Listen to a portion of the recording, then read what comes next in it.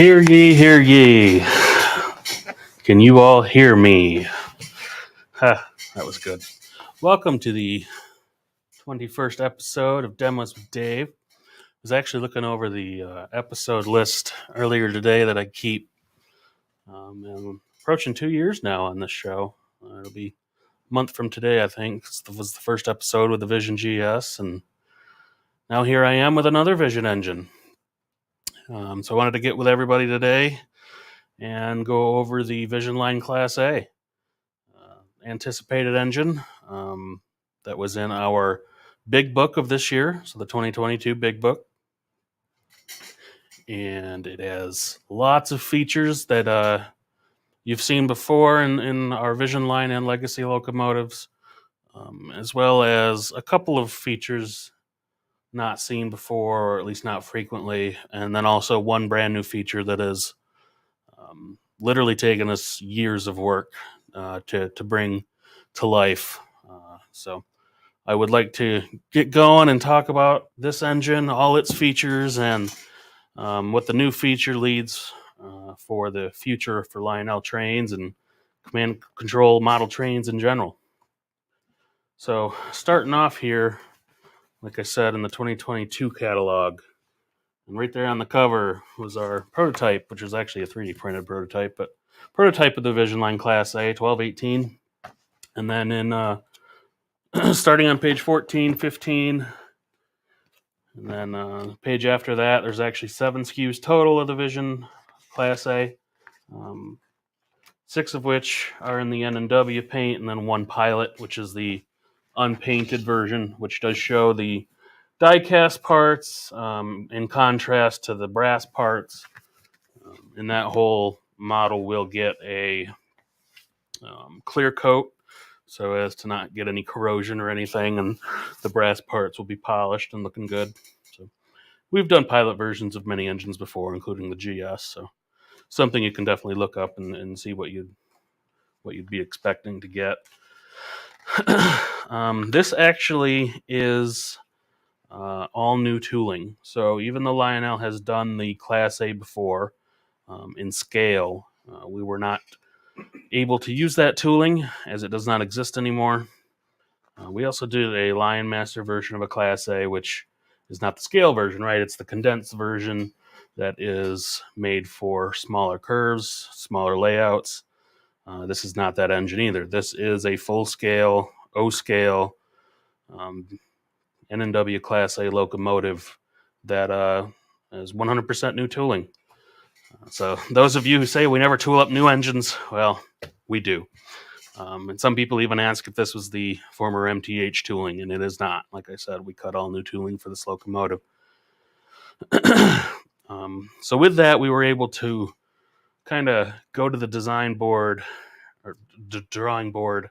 We were able to look at the design and make sure that each of the 7 SKUs that we're offering have road-specific detailing. So even though these are all N&W, some of them are pre-war, post-war, modern excursion version, etc. And they all varied in detail somewhat, whether it's the coal boards on the coal load or the Pilot. The earlier versions had the Pilot with the slats versus I think the post-war version had the solid cast Pilot, as well as some other details like the cylinder details in front of the cab, which I'll show you when I pan over to the train camera here in a minute.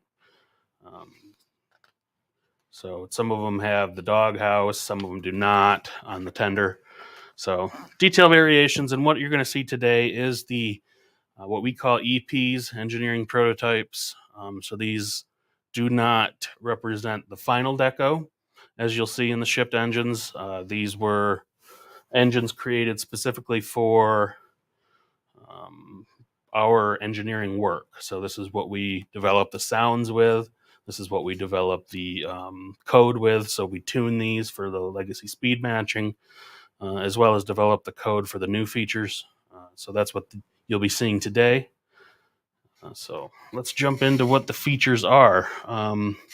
Actually, let me start with the tender. And so I do have one of the EP sample tenders here. And it's, pretty standard N&W tender, right? Very similar tenders were used in other classes like the J's, uh, the K's, the 2882, etc. But again, this is new tooling. Very slightly different detail variations, even though the tenders in N&W did look similar. This one does have the doghouse with the raised coal boards here, so to increase the coal capacity. There's no coal in this sample only because these are EPs, so we didn't bother gluing coal in, but obviously every model shipped will have the coal glued in, except for the pilot version, which will have the the coal included separately. So that way you can paint the engine first if you want, or you can go ahead and put it in. All up to you. On the bottom, you see there are 2 speakers in this tender. 2 of our 40 millimeter speakers that we use standard and legacy, but 2 of them allows us to increase the low level sounds, the bass. Really improves the quality of the sounds. You got track IR here as well. And this tender also features the kinematic drawbar. So the engine and the tender do have close coupling when they're on straights, and then on curves, the drawbar goes in and out slightly to allow the tender and engine to kind of pull apart so it can take the corners, but then have more prototypical coupling when it comes back into the straight. Another thing that's kind of new, at least to Lionel, as you see the drawbar there has 2 slots. The closest slot to the tender will bring the coupled distance between the engine and the tender together, make it look more prototypical, but not necessarily something that will run easily on layouts that have smaller curves. We do rate this for 054 in the catalog. Definitely have to use the slot that's further away from the tender to increase that space to use a curve that small, and probably even at this end slot for 072, you would have to use that slot as well. And if your layout has even larger curves than that, then the close coupling might work for you. But either way, you get that option. This guy also does have an electric coupler on the back, but it will be scale coupler compatible. So even though it won't come with a scale coupler, the mounting hardware for a scale coupler will be included. So that'll come with the mounting plate and screws, so that if you want to take the electric coupler off and mount a scale coupler, say KD, then you can do that. So lots going on in just a simple tender, that's for sure. But obviously the Loco itself is the star of the show, and excuse me for a break while I do some curls here. Really bulk up. Whew, this guy is heavy. So yeah, this is the EP of the Class A. It is a 2664, but it's actually a very large locomotive. I mean, to me, I think it's bigger than the Challenger, and it might be close in size to the big boy. The drivers are very large on this locomotive. Let me, I'm going to point the camera down so I don't have to hold the thing up while showing everybody the features here. So I'm setting it on the catalog. There are actually 2 removable steam domes in this. Sand domes. Both of these have hatches with the switches underneath. The one closest to the front of the locomotive, it does have the Bluetooth on/off. So that way, if you're strictly using command control, such as the legacy 2-digit control or even the new 4-digit control, and you don't want anybody to come in with a Bluetooth controller and take control of your engine, you can flip the switch to off.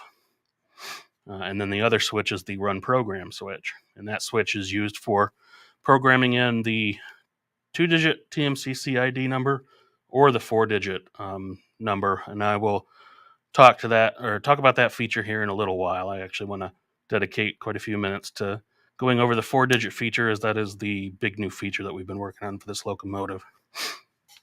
In the rear sand dome, there are 3 switches as well. These switches are for the 3 smoke units of the Class A. Primary smoke does come out of the stack. Then you have the whistle steam you can see here, and it also has safety valve steam, pop-off steam. And that was something that we did with the Vision Niagara. And we've done it in a few locomotives since. And that's a pretty nice feature. It's a fun one. One that's automatic. It can be activated as well manually by using the aux3 key. If you have a Cab2 or the Cab3 app will have the aux3 key available as well. So that can trigger that feature. So you got the 3 on-off switches for the smoke units. One is the main stack, one is the whistle, and one is the pop-off. And the pop-off smoke effect also comes with a very loud sound effect. So psh, when it's running. And we made it so that you can disable that sound effect if you wish by using the on-off switch. So if you flip the on-off switch to off, it will disable not only the smoke, but also the sound that goes with it. And but if you turn on off the smoke using the command control remote, the Cab2 or the Cab3, the sound effect will still play even if the smoke is off. So if you want to disable the sound effect, you have to use the actual switch. And that'll all be explained in the manual. And for loading the smoke units, the stack does provide the smoke fluid for both the stack smoke as well as the pop-offs. And then the whistle is by itself. And to load the whistle steam smoke fluid, you actually pour it down the whistle hole there itself. Pretty easy one to get to since it's right there on the side of the steam dome. So getting fluid in there is pretty simple. And the standard, 20, 30 drops, or whatever the manual says is what we recommend. Just don't run them dry or they do start to char up a little bit. Another feature that we brought on, well, I think it was the Vision Niagara, and we've had it since with the GS, maybe 1 or 2 other engines, I can't remember, but the force coupler is also in this locomotive, and that is back here, and it's actually attached to the front pin of the rear truck. So the sensor box is here underneath the cannon motor, and so that senses load, whether the truck is being pulled back or pushed forward, senses load change on the engine, whether you're just running the engine by itself, or it'll sense a load change if you couple to a consist and you're pulling more cars. The locomotive will know that it's doing more work. And even likewise, if you are backing into a consist and the couplers mate, it can even detect a spike in load change and provides like a bang sound for simulating couplers coming together or the slack being pulled out, things like that. It's a feature that we kind of perfected for the Vision GS, or the Vision Class, or Niagara first, then the Vision GS, and then carried forward into this engine. And it's really been one of my favorite Vision engines that we've done. Looking into the back of the engine, we do have, that's a tough view. There are crew figures in there. There's the flickering firebox. There's a cab light as well, but you can also see another light here, prototypical. It has this light that is on kind of above the drop plate. And yes, there is a drop plate. So this one is brass. It does rest on the deck of the tender. All right. So let me put that away. And everybody can still hear me okay? Audio's good? All right, cool. Just wanted to check.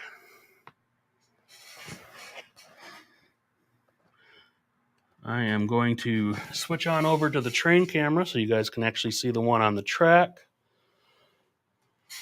So I can start it up and start showing you some of the features. There it is.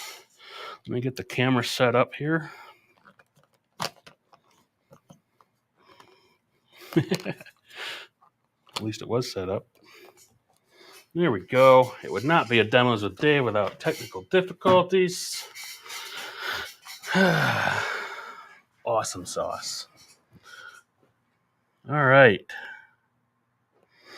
No, Rick, you can't have one for free, but ask your wife. I'm sure she'll get you one. All right, so this is the Vision Class A on the track. I'm going to go ahead and start it up using the Cab3 remote before I get to the Cab3 app and showing you that. I want to show you some of the other features and save the 4-digit addressing for last. Train 1 brakeman to Train 1 conductor. East end of the train is clear. Clear to depart westbound on your signal. Over. Train 1 conductor, station work is complete. You're okay to proceed. Let's pull. We have a lot of new dialogue for these locomotives, especially in the startup and shutdown sequences. The train sounds as well. Now, this is a Vision product, so every engine will come with road-specific crew talk. They'll obviously all say N and W, but with specific road numbers, except for the pilot version, which will be generic. So let me go ahead and demonstrate some of the audio.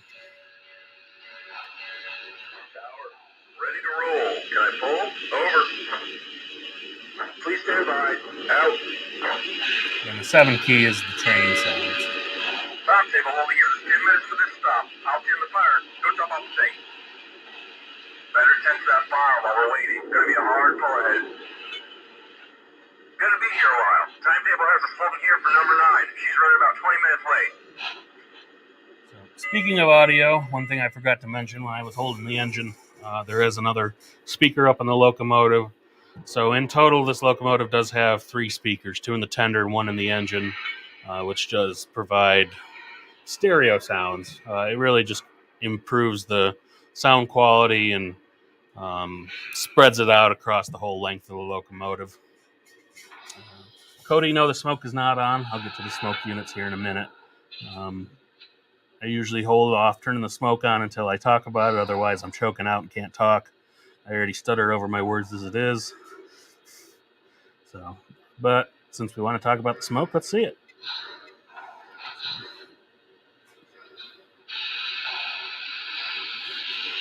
So there's your stack smoke. And you can see the whistle steam. And you can also see the pop-offs running there, and you can hear the sound effect that goes with them. I'm going to turn the volume back up.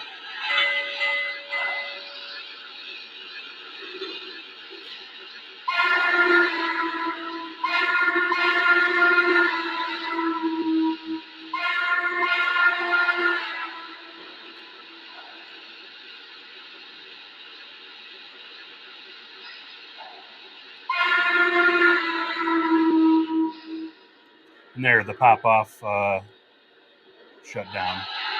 And then it's on a timer, so in a few minutes it would pop back on, pop back off. And it will continue, once it's running, it'll continue running up until the engine reaches about speed step 22, 23, and then automatically kick off. And that'll disable the feature as it's running up in the higher speed steps. And then as it comes back down below the speed step and to stop as well, it'll trigger itself back running on the timer. Speaking of whistles, it sounds like you guys love that whistle. That is the tried and true N&W hooter. But as you know, the newer legacy electronics do include 5 whistles or horns, and as well as 5 different pitch levels of the bell.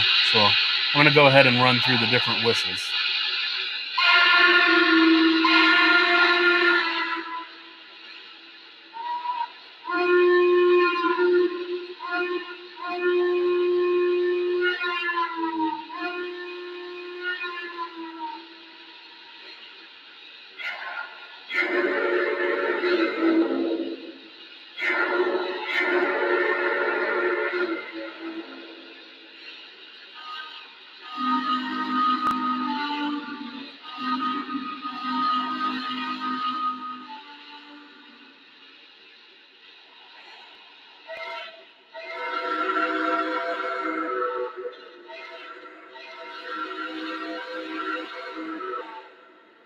It's probably hard to hear it on the camera, but in person you can definitely hear the stereo effect where the whistle's primary is coming from the locomotive with the reverberation going through the tender, and it really provides for a good surround yourself experience of the whistle. And the whistle is always kind of the pride and joy of any audio sound set in a locomotive.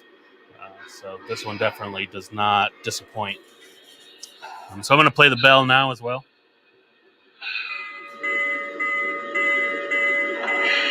And I'll cycle through the 5 different pitch levels.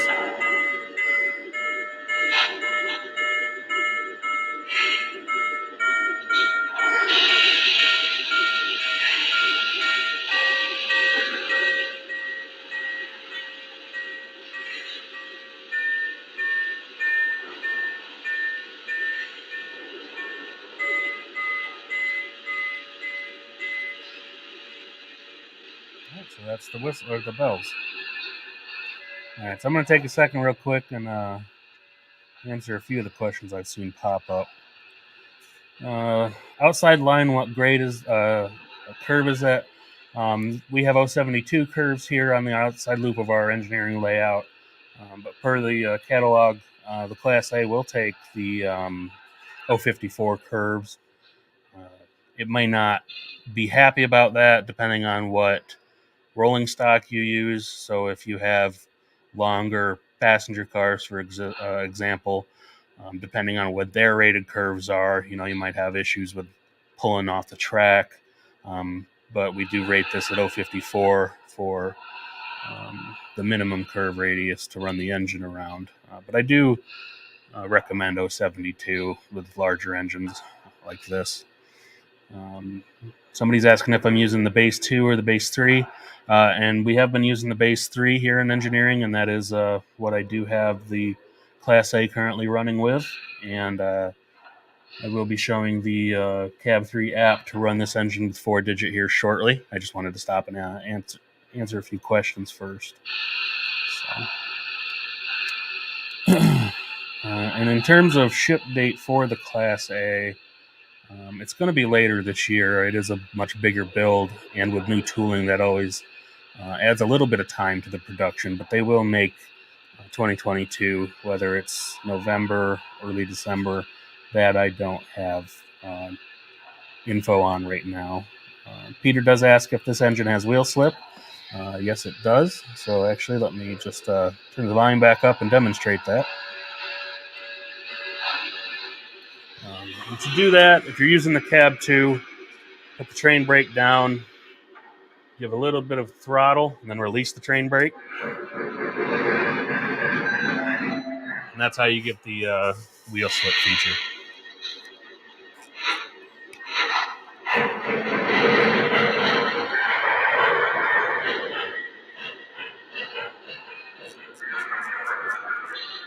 And you can also hear some of those clangs and bangs here from the force coupler.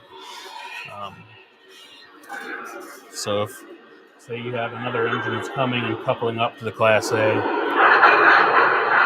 it's going to give it a coupler slack bang.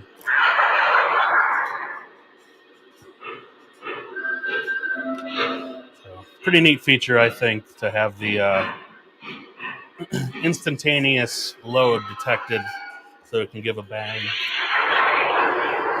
Give a nice slap to Big Booty Judy. All right. Be okay to run on the lighted track? Yes, the lighted track can operate any train as long as the minimum curves are good. Mike, do I prefer the N or the W? I'm not going to answer that question because you're silly. Brendan asking if we have the train brake slider on the Cab3 app. The answer is yes. I'll show you that here in a bit. And as for ship dates of locomotives and stuff like that, I don't know ship dates closely. I know the Strasbourg 90 is due to ship in a couple of months. So it'll probably arrive either a little bit before or right around the same time as the NNW Class A, fourth quarter or so. All right, I'm going to get back into showing you some of the other features of the locomotive. You've seen the features that have all kind of been in Vision Line or legacy locomotives in the past. At this point, there are some others that I would like to show that you have seen before, but they're features that, frankly, I'm proud of and just like showing off. So this does feature the BiColor Class or marker lights. So if you use the on-off light buttons on the Cab2 or the Cab3 app, you can change the marker color from green to white. And these tenders don't have markers on the rear, but if they did, they would be red, and you can change those to white as well. There's also a command switch, a button on the Cab2 remote, and the Cab3 app will have it as well, right there for the doghouse. So you can turn the doghouse light on and off that's on the tender. That's a feature that we brought out just a couple of years ago as well. But now I would like to show the 4-digit addressing feature. And this one has been a long time coming, for me anyways. We started working on the Base 3 and Cab3 app approaching 4 years ago now. It was actually summer of 2019. So it's over 3 years now, not quite 4 years, but we had lots of concepts on what we wanted to include. And one of the main features that we wanted was to introduce 4-digit addressing. Ever since TMCC came out in the mid to early 90s, it's always been limited to the 2-digit addressing, 1 through 99, where 99 controls everything. I think back when they developed TMCC, they never envisioned that people would need more addresses than just the 2. But we've definitely have shown that that's not the case. And even if you don't have 100 locomotives or accessories or whatever to use all of those addresses, sometimes it's easier just to use the road number of the locomotive so that you don't have to remember what the address is that you assigned. So, for example, the 1218 is the, pretty much the most famous Class A there is. So in 2-digit land, you were always limited to, say, 12, or you can assign it 18. And then you got to remember, well, did I assign that as 12, or did I assign that as 18, or was I off my rocker that day and assigned it 72? I don't remember. So for the 4-digit addressing, it really makes it simple. You just make the name or the number 1218. And one great thing about that in the Cab3 app that I'll show here is that you have the roster too, so you can go through and see all those locomotives assigned, because when you get up into 3 and 4-digit addressing territory, all of a sudden you have a lot more possible locomotive options in your roster. So one thing that we had to address with the Base 3 that I don't think anybody would ever think about is the storage of your engine roster. You go from having to store only 98 or 99 IDs to a whole lot of combination of 4 digits, right? So, I mean, if you're storing 9,992 or you're storing 312, all of a sudden you have a lot more entries that you have to be able to store. So that actually made us have to increase the flash storage space in the Base 3, as well as make the Cab3 app itself store some of the information, such as engine images and things like that. So that was a lot of planning and code development and hardware development in the Base 3 and the Cab3 app that will allow those features to come to life. So a little bit of me jibber jabbering about it, but let me bring up the Cab3 app. I actually already have it connected to the base 3 and figure out the best way to show the app. Actually, I'll use the choo-choo camera because that's easiest. So here's the Cab3 app. You've probably seen images of it before in the catalog, and right now this does have the Class A signed.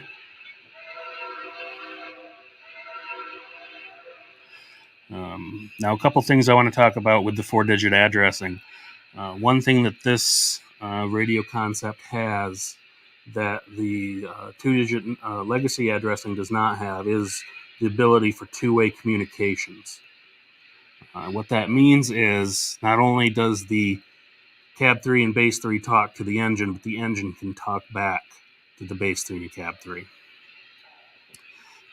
So that means that things like the engine's name and the engine's road number are automatically sent to the app when you program the engine or when you address the engine too. So say the engine already has an address and you take it over to somebody else's base 3 layout. It'll import its information into the Cab3 app once you connect to the base 3 as well. The other thing too is since it's able to send its information back to the base and the Cab3 app, the Cab3 app will know which SKU it's talking to, which means it can go reach out onto Lionel's online database and pull the engine image. Now, we don't have that working yet on the Cab3 app, but we will.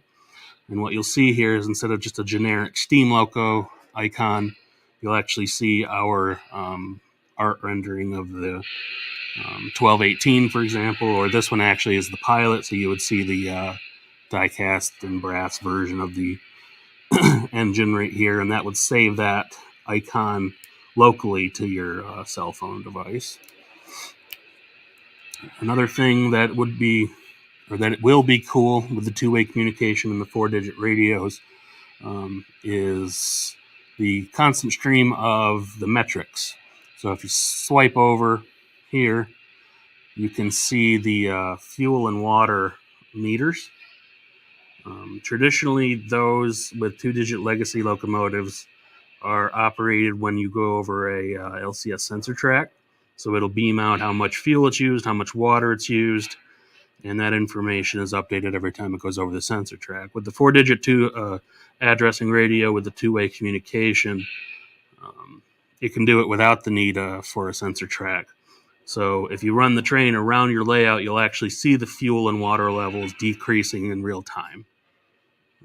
And then you can also watch the meters go back up when you go through refilling sequences. So that'll be pretty neat. And then you have more control too over volume, not just the main volume, but also the background sounds versus just the signal sounds. And then the other things that's great too with the Cab3 app. I'm going to do another Demos with Dave episode in the future that's strictly for the Cab3 app, but I just wanted to show it today just for the 4-digit addressing.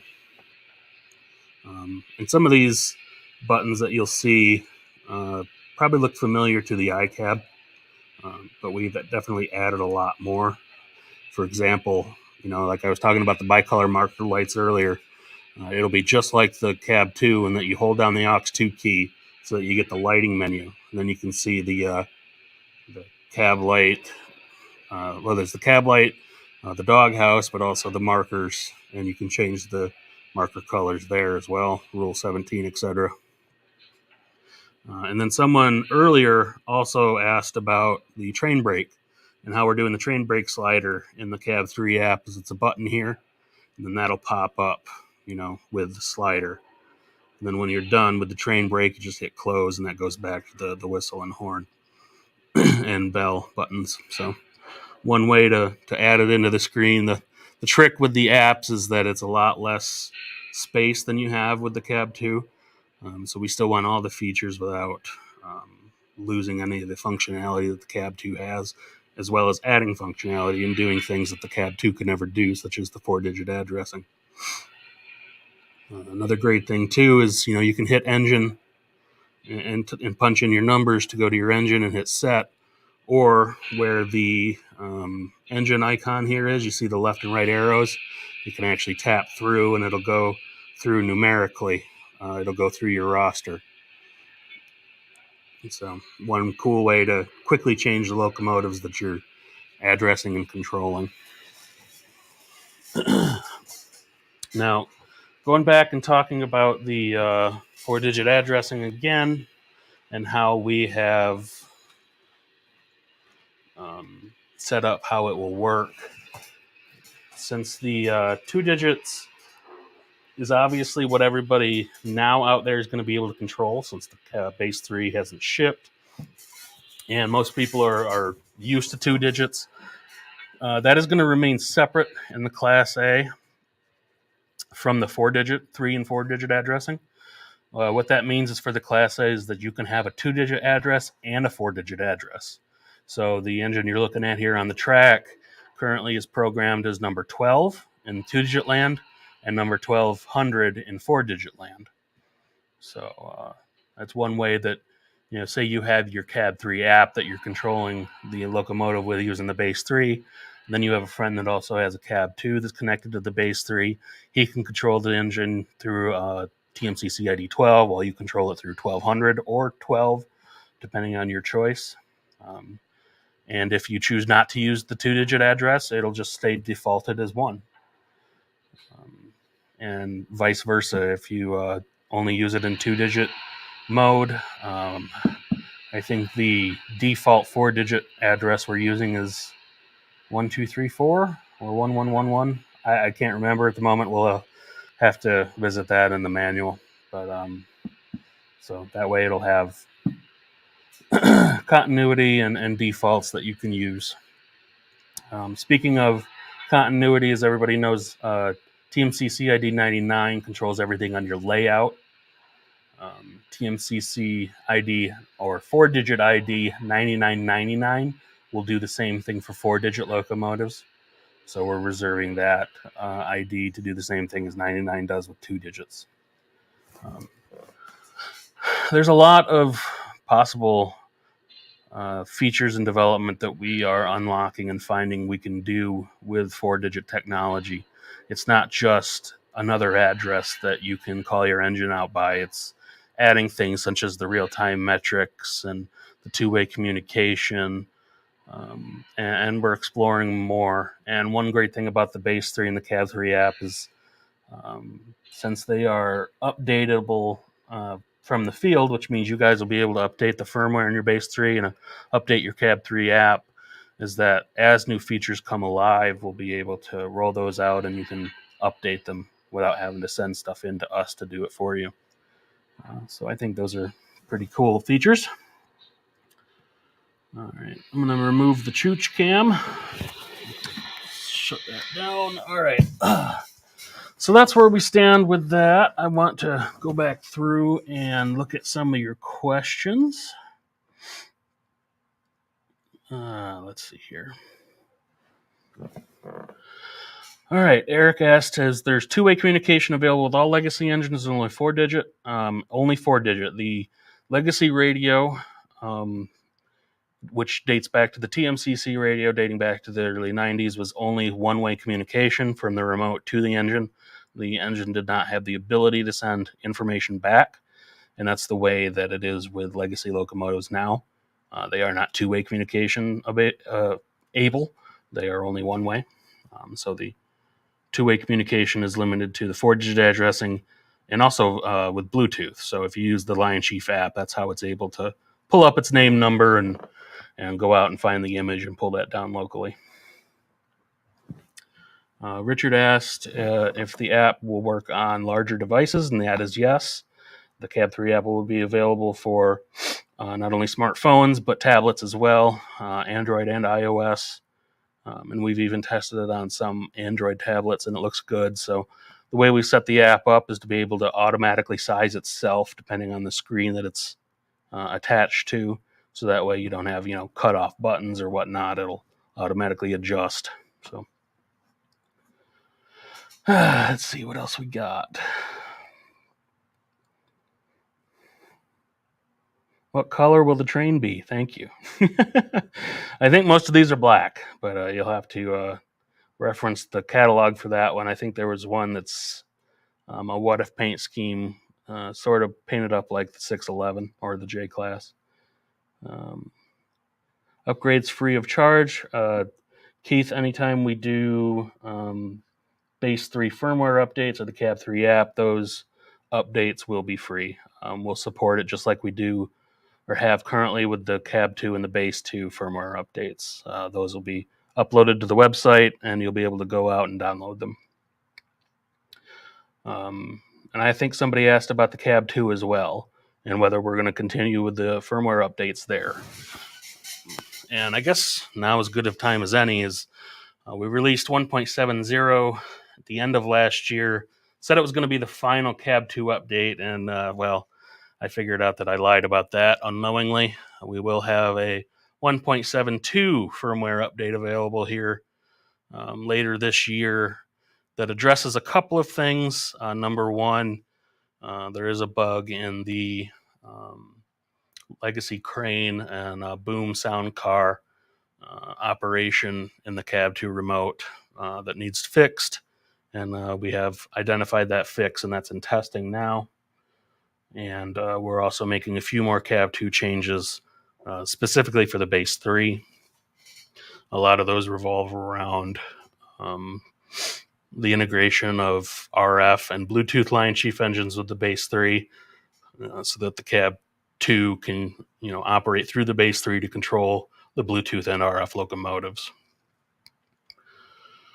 Oh, more. You guys got a lot of questions. Cab3 app doing momentum, yes. The Cab3 app has not only the 3 settings that are standard, the low, medium, high, but it also has the fine adjustment of the momentum. So if you hold down the medium, you get the little slider scale of low to medium. I think it was 1 to 7 or 1 to 10, something like that. But yes, it does have the variable momentum setting so that you can fine tune it to your liking. Home Wi-Fi cause interference with the signal from the base 3. It should not.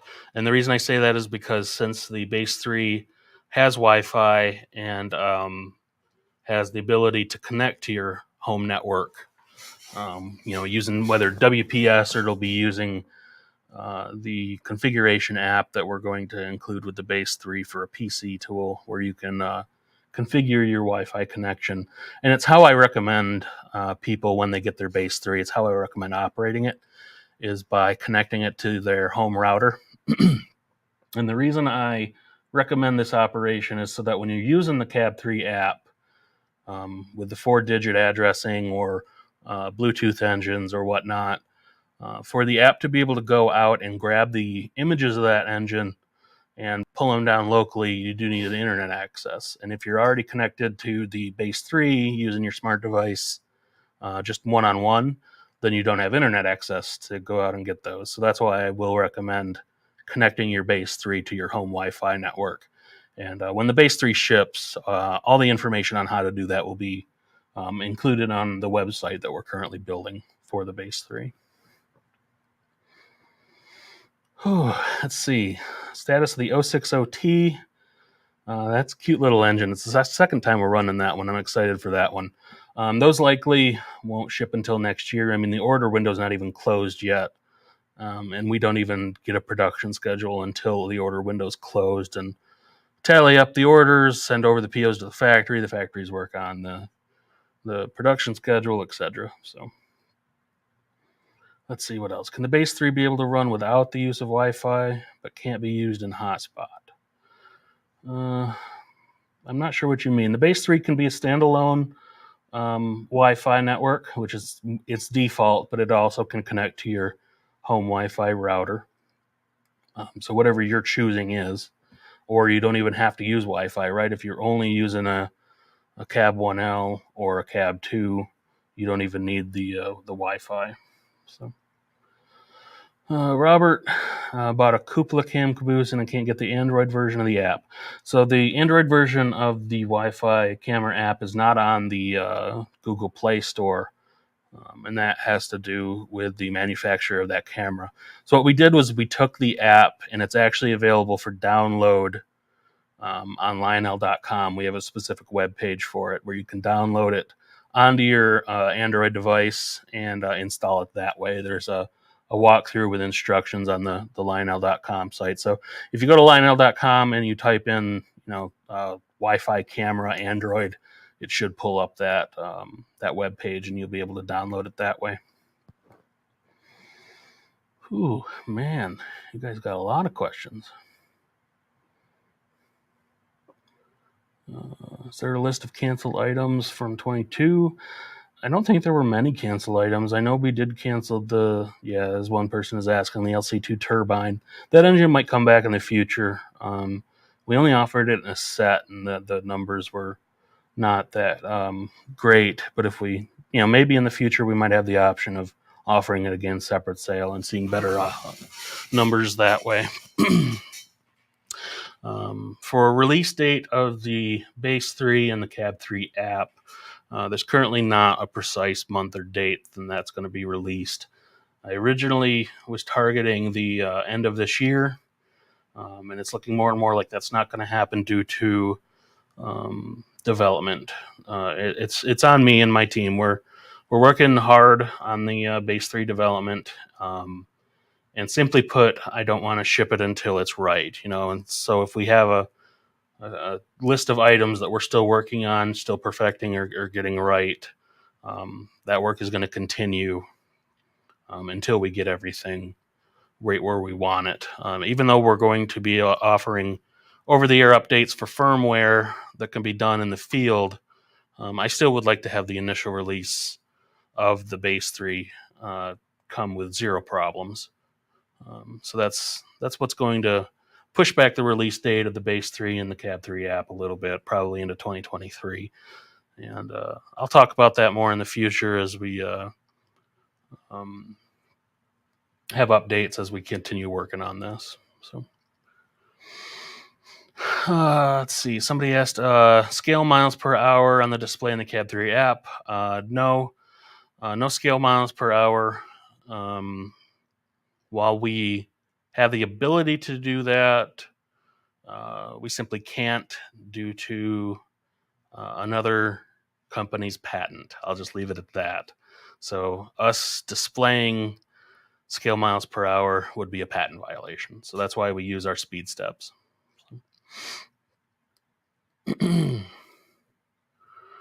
Ooh.